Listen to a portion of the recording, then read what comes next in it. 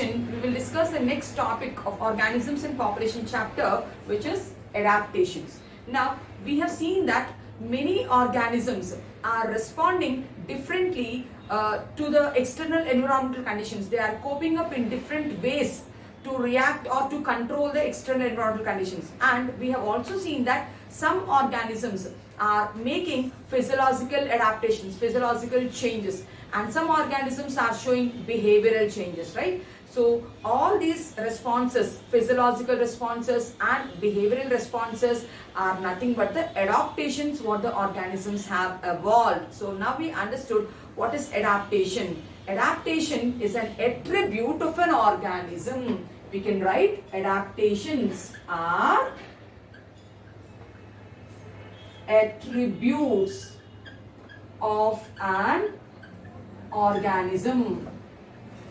So what are we telling? Adaptations are attributes of an organism that will enable the organism to survive and reproduce. So it's an attribute, physiological adaptation or behavioral adaptation, that enables the organisms to survive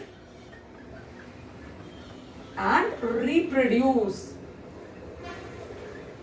Since they are showing behavioral adaptations and physiological adaptations, they are able to survive and they are able to reproduce in their habitats only.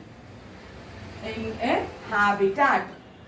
So they can ask this as a statement based question. What is adaptation? Adaptations are the attributes of an organism that will enable the organism to survive and reproduce in a particular habitat. Now, many adaptations have evolved over a period of evolution and they are genetically fixed for that organism. So we can tell that many adaptations have evolved over a period of evolution and they are genetically fixed for that species and are genetically fixed also, right? So over a period of evolution, that particular organism has evolved this adaptation and it will be fixed for that animal. For example, kangaroo rat. We are telling kangaroo rat which grows in desert, which survives in desert. So if water is not available, it can survive its whole life without drinking a sip of water. So that means it is that characteristics is genetically fixed for the kangaroo rat only, right? Now we have seen these adaptations. The adaptations can be of three types. They can be morphological adaptations, behavioral adaptations, or physiological adaptations. Now let's go with behavioral adaptations first.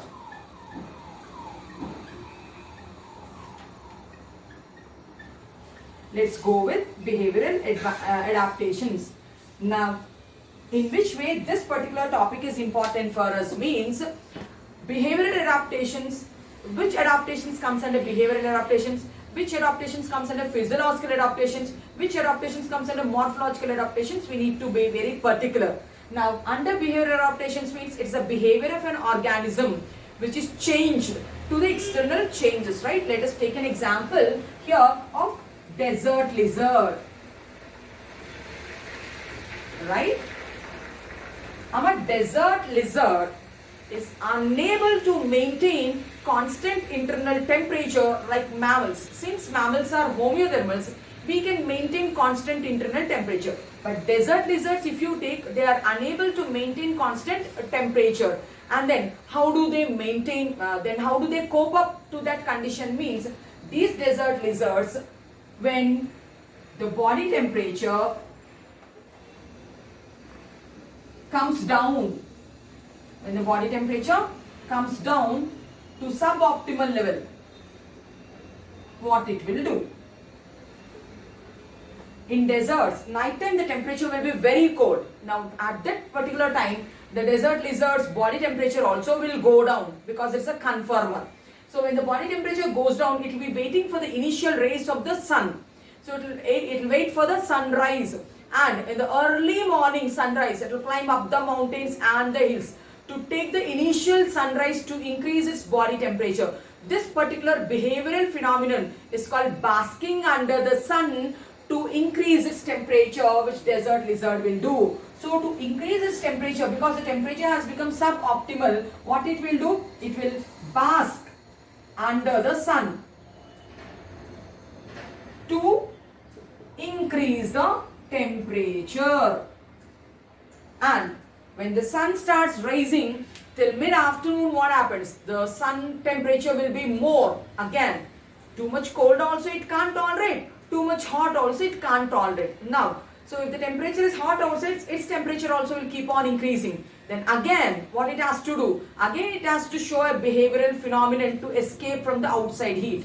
So then, it will go to the canopied structures. It will go and hide in the shaded places.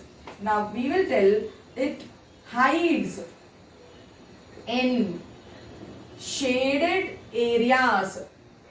When it will hide in shaded areas? When the outside temperature is high.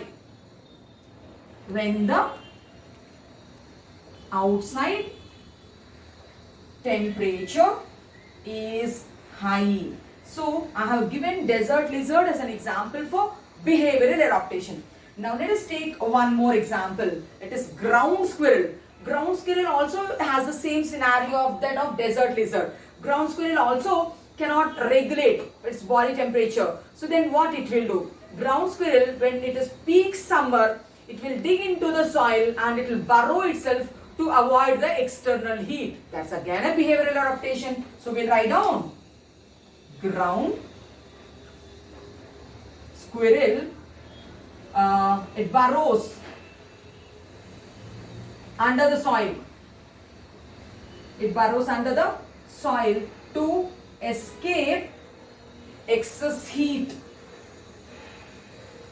So, remember all of you, only two examples will come under behavioral adaptations. First, we discussed what is adaptation. So, organisms to the changing environmental abiotic factors, they have different ways to cope up their situations. And then we are telling those changes, some changes are physiological changes and some changes are behavioral changes. We are telling all these physiological and behavioral changes together are called as adaptations. A statement-based question can come from this point, it can come from this point also. What are adaptations is a statement-based question. So what are adaptations? Adaptations are attributes of an organism that will enable the organism to survive, not only to survive, it will enable the organism to reproduce also in its habitat only. Okay. Now, many adaptations have evolved over a period of time so that like they are genetically fixed for that particular species.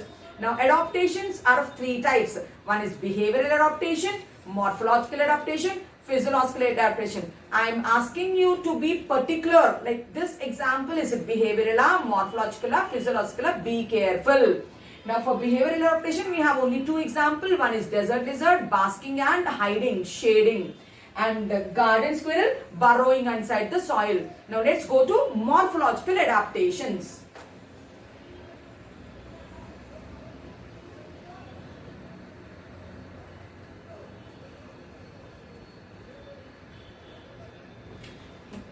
Second type is morphological adaptations. Now, under morphological adaptations, what can we discuss? Morphology means its external appearance, right? Under morphological adaptations, we can take three examples. The first example, if you take like it's Bergman's rule, we can apply here. Allen's rule, we can apply here. Then Jordan's rule, we can apply here, right? So let us start with those examples. The first example for morphological adaptation is, let's go with Bergman's rule, which states that the warm-blooded animals in the polar regions have large surface area. If the surface area it is more, then surface area to volume ratio will be less. They are big. We will tell Bergman's rule states that the animals of the the warm-blooded animals of polar regions are big in size. Why are they big in size? If the size is bigger, then surface area to volume ratio is smaller.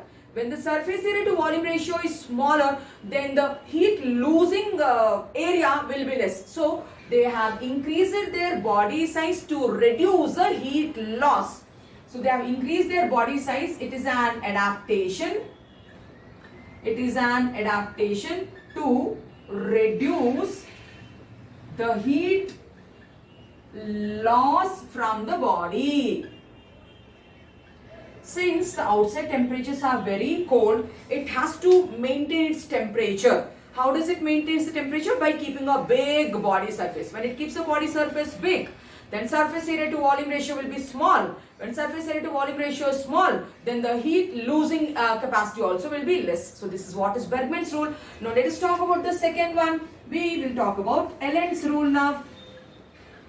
And I told you Ellen's rule is there in NEET NCERT exemplar question also it is. It appeared in NEET 2000 question paper also. Ellen's rule states that the warm-blooded animals in polar regions have short extremities of short ears and short legs when compared to the animals of tropical regions. So again, reducing the size of the extremities is again to reduce the surface area so that it can reduce the body loss, temperature loss also. So Ellen rule states that animals of polar regions have short extremities. They will have short extremities. Again, why are they having short extremities? It is once again the adaptation to reduce their surface area so they can reduce their heat loss from the body. The same point is applicable here also. It is an adaptation to reduce heat loss. Again, it is an adaptation to reduce heat loss. Now let's go to the third example under morphological adaptations. We can take the example of the mammals which are living in the aquatic polar regions.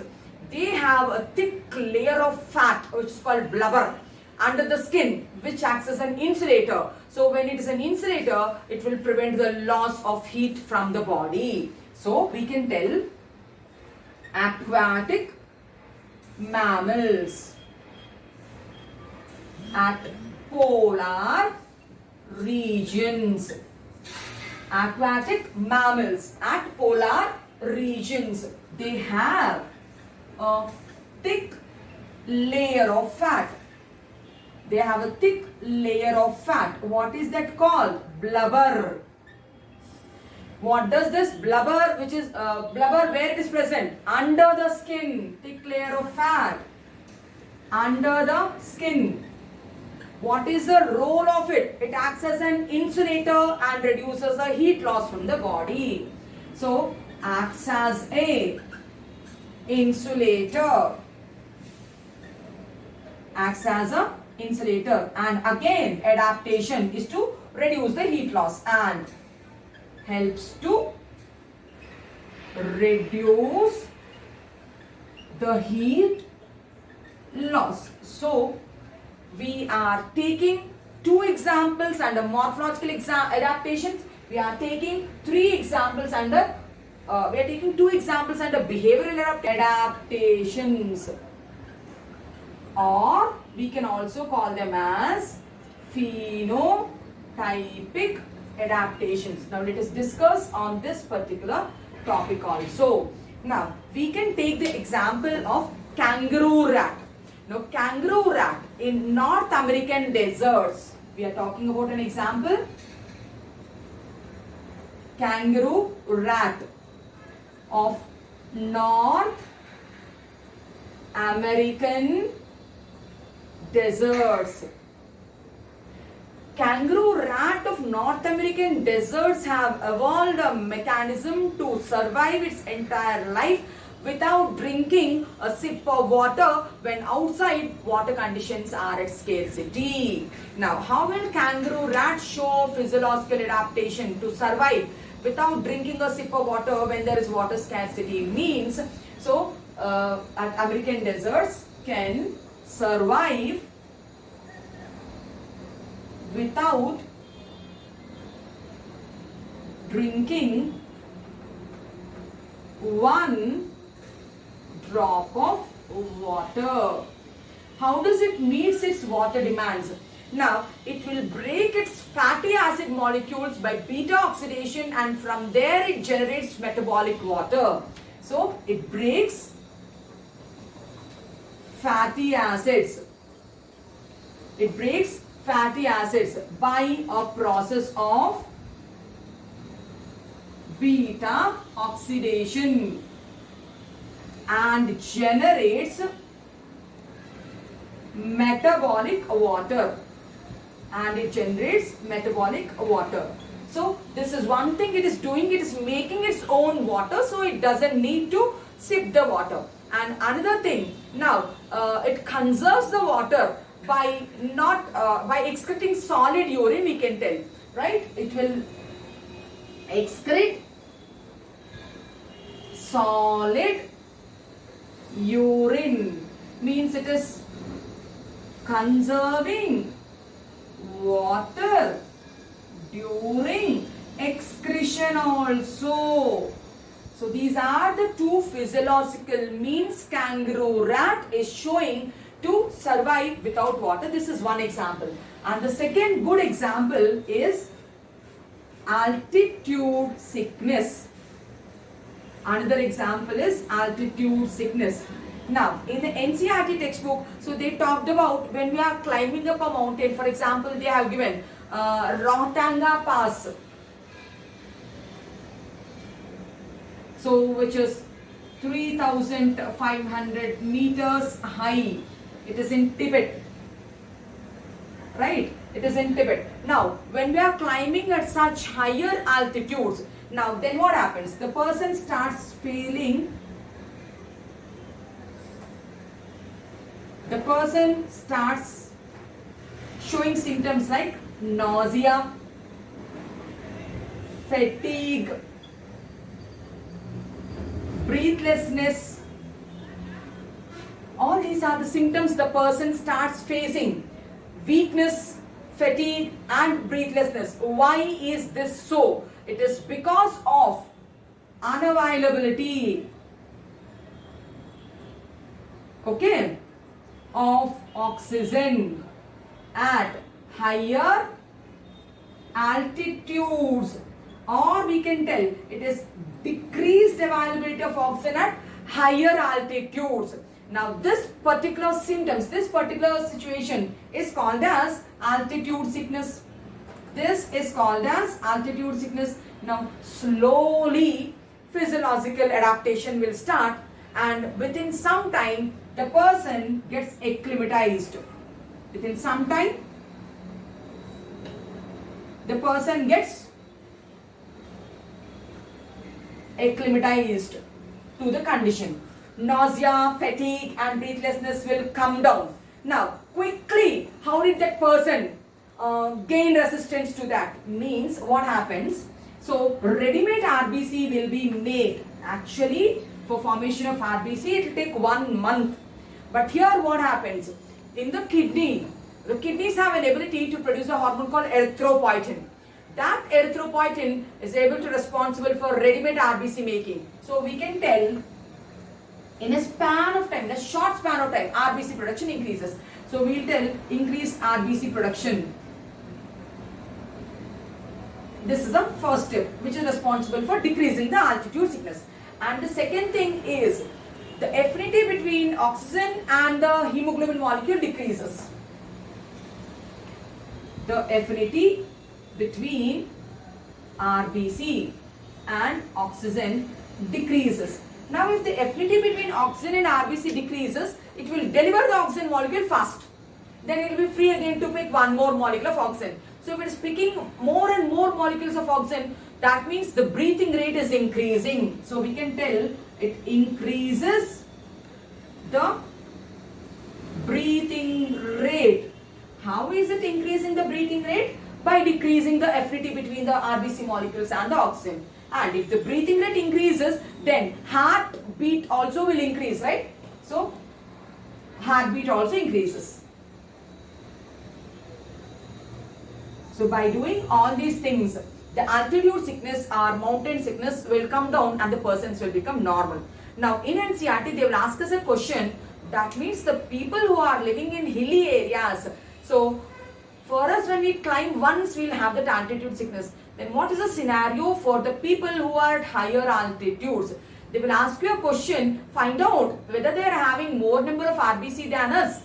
And the same point appeared in NEET 2021 examination question paper.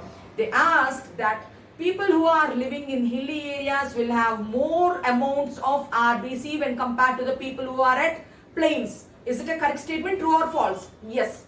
People who are in hilly areas, they need more amount of RBC because at higher altitudes oxygen levels are more. So then by birth itself, their RBC production will be more. So that statement is a correct statement. So this is one more adaptation, physiological adaptation. One physiological adaptation we talked about kangaroo rat. Another physiological adaptation we talked about altitude sickness. Now let us take another example of bacteria. Now bacteria, majority of the organisms, they work under certain optimal conditions only. Majority of the bacteria work under optimal conditions. Means all the enzymes which are present in the bacteria, they work at an optimal range, which is a room temperature range. But we know there is a special category of bacteria which is called archaebacteria, primitive bacteria. Now this archaebacteria has a physiological adaptation which can survive even at 80 degrees or 90 degrees also at hot springs. What are the changes what it has made so that it can survive? Let us see archaebacteria as a third example. First example under physiological adaptation, Amma, we mentioned about kangaroo rat. Second adaptation we mentioned about altitude sickness. Okay. Third adaptation we are taking is archaebacteria. Archaebacteria, what are the changes it is having means the first change is in the cell wall. It doesn't have murin, it will have pseudomurin made up of NAG and NAT. One change. And its cell membrane is not single layered, it's not double layered like us, it is mono layered. This is the second difference. And the cell membrane hydrocarbon chains are the fatty acids, are branched chain fatty acids. So the fatty acids in the cell membrane are of branched chain fatty acids. They are branched chain fatty acids. This is one thing. And in between the glycerol and this branched chain fatty acids, there are special ether linkages. Actually, we will tell fatty acids are esterified to glycerol molecules. But here, we will tell that glycerol is joined to the hydrocarbon by ether linkages. So, presence of this ether linkages, presence of branched chain fatty acids, presence of cell wall which is having pseudomurin. So, all these things will allow archaebacteria to survive at extreme hot conditions like 80 to 90 degrees centigrade in hot springs. And these enzymes of archaebacteria are thermostable. Enzymes of archaebacteria are thermostable. Okay. Then the other examples are many fishes thriving under polar regions where the temperature is below zero.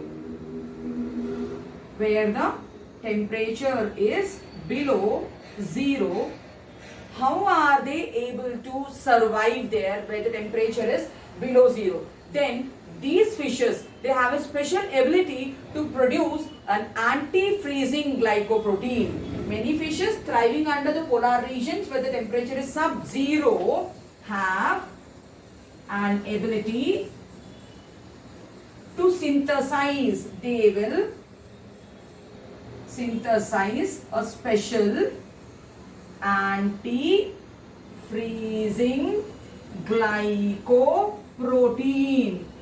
This we call it as anti-freeze proteins. These anti-freeze glycoproteins, they will not allow their body fluids to freeze out. So if they are not freezing out, they are getting circulated. So what are the examples we have seen under physiological adaptations? First one is kangaroo rat we discussed.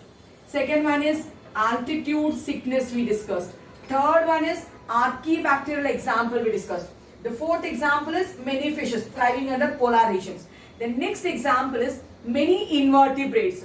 Many invertebrates and fishes and all. So they grow, they are at the deeper regions of the oceans where the pressure is more than, when they are the 100 feet depth where the pressure is very high.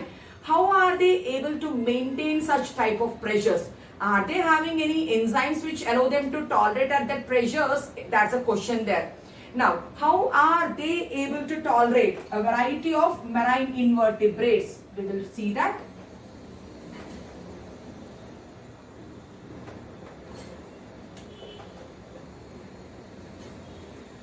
A variety of marine invertebrates tolerate high pressure because they are deep inside the oceans. How do they tolerate the high pressure? Means the first thing, they also maintain the same pressure.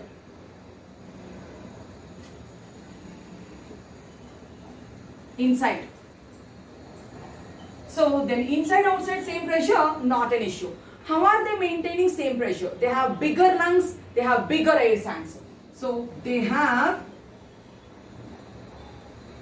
bigger lungs and bigger air sacs. They will have bigger lungs, they will have bigger air sacs, which helps to manifest the internal pressure, which helps to manifest internal pressure same as that of the outside pressure. Same as that of outside pressure. Now, such type of organisms will have a fascinating array of biochemical adaptations also. Now, if we start discussing the biochemical adaptations, it becomes lengthy. So, we can just add a point that such type of organisms have a fascinating array of biochemical adaptations also. All such organisms have a fascinating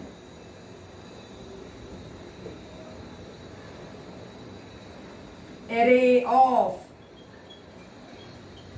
biochemical adaptations also.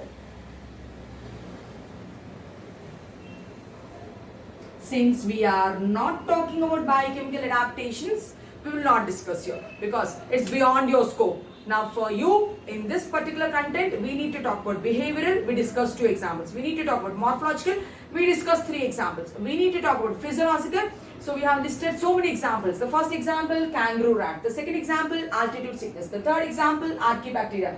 The fourth example, the marine fish having antifreeze protein so that its body fluids are kept liquid. The fifth example are these invertebrates which are at the deep inside the oceans where the pressure is very high. How do they maintain? They will also bring that pressure into their body by having large lungs and larger air sacs. And we are telling like all these organisms have fascinating array of biochemical adaptations also. Hope You understood the content related to adaptations. Now, in the next class, in the next session, we will discuss exclusively about the plant adaptations. Okay? Thank you.